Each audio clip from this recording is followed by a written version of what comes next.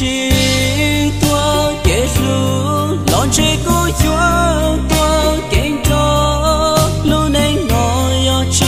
mua cô giờ qua nên nhớ lo chỉ mua gì mua lu li chỉ mua lu nuôi ở sông đã chỉ đưa tay thì về chờ quan chi lo cô lu share tranh lu có sự có sai lương đu tranh mùa nụ cô gió kết lu tranh mùa cho có đầu tư có bỏ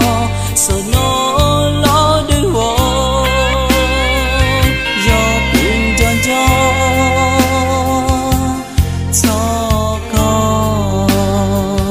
thấu tư địa tê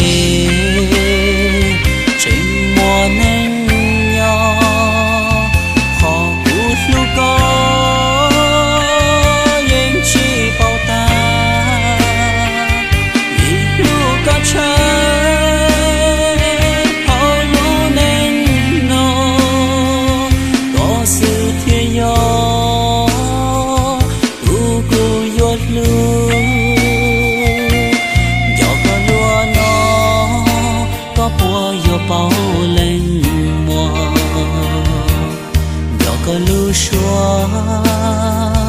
gió có từng chia gió lưu xuống kia gió có tu ba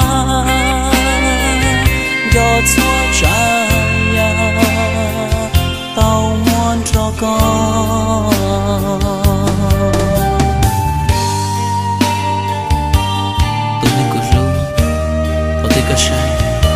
luôn đôi chân mòn cô, để tay chúng nó sờ lờ, cuốn sợi dây luôn, chân mòn cho con, họ tin để tay, chân mòn tin hình nhau, chân mòn lúc đi,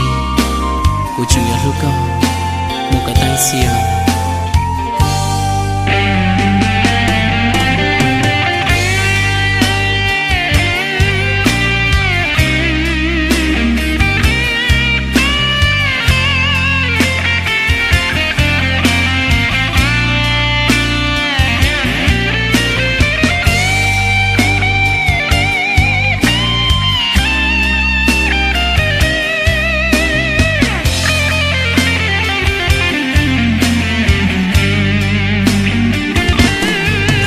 Có sai lương đu tranh mùa nụ cô gió kết lu tranh mùa cho có đầu tư có bỏ sợ nó lo đưa vô do buồn cho có thấu tư địa tê tranh mùa nên nhỏ họ cút lu có những chi bao ta ít lu có chơi họ lu nên nó có sự thiên nhỏ tu cô yết lu